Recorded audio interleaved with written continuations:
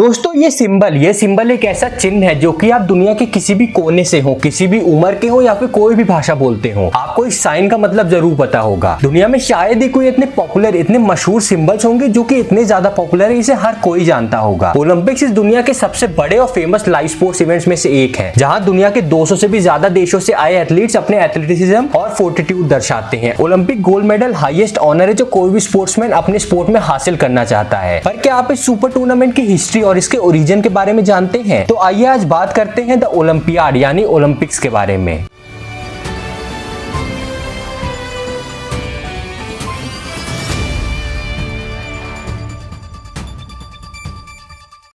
असली ओलंपिक जो शुरू हुए थे वो आज से लगभग 3000 साल पहले साल 776 बीसीई यानी कि बिफोर क्राइस्ट में एंशिएंट ग्रीस के ओलंपिया शहर में शुरू हुए, जो बेसिकली ज़्यूस को खुश करने के लिए आयोजित किए जाते थे। ज़्यूस ग्रीक माइथोलॉजी के सबसे बड़े देवता माने जाते हैं और ये ओलंपिक्स हर 4 साल में कराए जाते थे। आने वाले कुछ सालों में ये गेम्स इतने ज्यादा पॉपुलर हो गए, यहाँ पे ग्रीस के कोने कोने से एथलीट आके यहाँ पे एक दूसरे के साथ कम्पीट करने लगे और यहाँ पे जीतना बहुत बड़ी बात मानी जाने लगी। और ये गेम्स ग्रीस में इतने ज्यादा पॉपुलर हो गए कि ग्रीस के लोग अपने कैलेंडर को 4 साल में नापने लगे, जिसे ओलंपियाड कहा जाने लगा। और बेसिकली ओलंपिक से ही नाम निकल के ओलंपियाड आया। उसी के साथ दोस्तों एंशिएंट ओलंपिक सिर्फ खेल ही नहीं बल्कि जिंदगी और मौत का सवाल होता था, जो कि एथलीट या तो जीतता था या फिर कोशिश करते हुए मर जाता था। और दोस्तों ये गेम्स आने वाले 1000 सालों तक लगातार चलते रहे। पर दोस्तों जब एक बार यूरोप में क्रिश्चियनिटी फैली तो क्रिश्चियन रूलर थियोडोसियस I ने इन गेम्स पर प्रतिबंध लगा दिया। फिर आने वाले 1500 सालों में ओलंपिक्स किसी पुरानी कहानी की तरह इतिहास में कहीं गुम हो गए। यहाँ एंट्री होती है एक फ्रेंच एजुकेटर बैरन पियरे डी कूबरटीन की, जिनके हिसाब से लोगों की जिंदगी में स्पोर्ट्स की अहमियत बहुत ज्यादा थी, उसके बिना लोगों की जिंदगी अच्छी नहीं थी। और दोस्तों लोगों की जिंदगी को स्पोर्ट्स से जोड़ने का सबसे ज्यादा अच्छा तरीका एक बड़ा स्पोर्ट्स इवेंट था, जो कि एक बड़ा स्पोर्ट्स इवेंट करा जाए तो उससे लोग स्पोर्ट्स से जुड़ेंगे और हो सकता है खुद भी खेलें। कूबरटीन ने जब इस बारे में सोच रहे थे तो उन्होंने एंशिएंट ओलंपिक्स के बारे में पढ़ा कि उस टाइम पे कोई बहुत बड़े गेम हुआ करते थे, और उसी के साथ उन्होंने उस समय ब्रिटेन में होने वाले कॉर्ट्सवॉल्ड गेम के बारे में सुना, जो कि बहुत ही ज्यादा फेमस थे। तो उन गेम्स की तर्ज पर और एंशिएंट ओलंपिक्स के स्ट्रक्चर के साथ उन्होंने ओलंपिक्स को रिवाइव यानी कि दोबारा से पुनर्जीवित करने के बारे में सोचा। इस चीज को जब 1894 में पेश किया गया तो स्विट्जरलैंड की लॉजेन में एक इंटरनेशनल ओलंपिक कमेटी का फॉर्मेशन किया गया, जिसके प्रेसिडेंट एक ग्रीक लेखक डेमेत्रियस विकिलस को बनाया गया। पर दोस्तों आईओसी के दिमाग में बहुत से सवाल थे। क्या ओलंपिक्स में वही स्पोर्ट खेले जाएंगे जो एंशिएंट गेम्स में खेले जाते थे? किस फॉर्मेट में कराए जाएंगे और किसे इन्वाइट किया जाएगा, कौन कौन खेलेगा? क्योंकि उस टाइम पे जियोपॉलिटिकल सिचुएशन काफी ज्यादा खराब थी। पर दोस्तों इतने सारे प्रॉब्लम्स के बाद भी उन्हें एक चीज साफ थी कि पहला मॉडर्न ओलंपिक सिर्फ एक ही जगह होस्ट किया जा सकता है, सिर्फ एक ही जगह कराया जा सकता है, और वो जगह है एथेंस ग्रीस। क्योंकि जहां जिस चीज का अंत हुआ है वहीं उस चीज का पुनर्जन्म भी होना चाहिए। तो बहुत से जियोपॉलिटिकल, फंडिंग और लॉजिस्टिक्स रिलेटेड प्रॉब्लम्स को सुलझाने के बाद द फर्स्ट ओलंपियाड साल 1896 में एथेंस ग्रीस में आयोजित किया गया, जिसमें सिर्फ 9 स्पोर्ट्स में दुनिया के 14 देशों से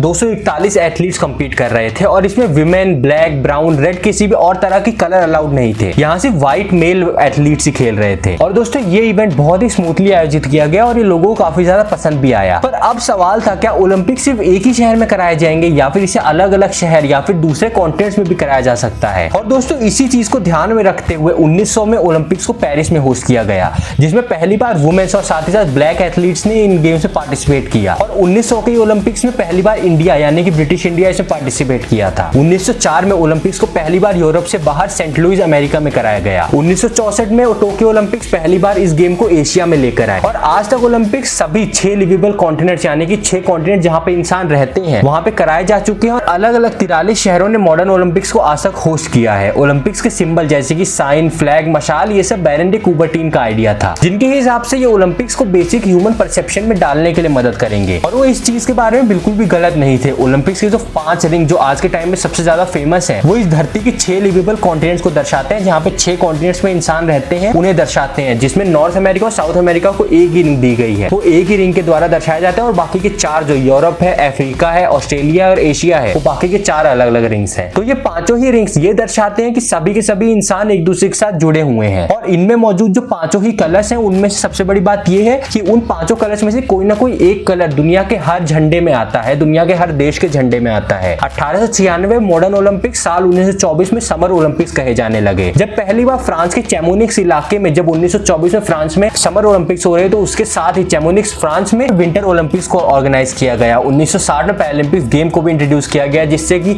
हर इंसान चाहे वो ठीक हो या फिर उससे थोड़ी बहुत दिक्कत हो उसके शरीर में, दोनों ही पार्टिसिपेट कर पाए और सब एक साथ इंक्लूजन हो पाए इसका। और ओलंपिक्स की हिस्ट्री कितनी ज्यादा सफल रही है ये इसी चीज से पता चलता है कि इन्होंने वर्ल्ड वॉर 1, वर्ल्ड वॉर 2 और कोल्ड वॉर जैसे बड़े बड़े जियोपॉलिटिकल इवेंट्स को भी झेला और आज ओलंपिक्स दुनिया के सबसे बड़े और फेमस लाइव इवेंट्स में से एक है, जिसकी व्यूअरशिप 250 करोड़ तक पहुंच जाती है। 2024 के पेरिस ओलंपिक्स शुरू होने वाले हैं या फिर जब तक आप ये वीडियो देखेंगे वो शुरू हो चुके होंगे। और दोस्तों ये एक ऐसे इवेंट है जिसका इंतजार दुनिया के लोग हर 4 साल में करते रहते हैं, जिसमें बहुत से ऐसे रिकॉर्ड बनते हैं जो कि बहुत लोगों ने नहीं देखे हैं। ऐसे एथलीट्स हैं जिन्हें दुनिया कभी भी नहीं भूलेगी और इन्हें दुनिया के ग्रेटेस्ट एथलीट्स में से एक कहा जाता है। 241 एथलीट्स और 9 स्पोर्ट्स से शुरू हुई ये गेम्स आज 2024 में 14,000 से भी ज्यादा एथलीट्स की पार्टिसिपेशन देखते हैं, जिसमें दुनिया के कई अलग अलग देश अपनी रेपुटेशन के लिए एक तरह की स्पोर्ट्स वॉर लड़ते हैं। इसमें 40 से भी ज्यादा स्पोर्ट्स, 400 से भी ज्यादा इवेंट्स कराए जाते हैं। और अगर आज बैरन पेरे डी कुबर्टीन जिंदा होते तो वो इसे देख के काफी ज्यादा इमोशनल होते, क्योंकि इन सभी चीजों के बावजूद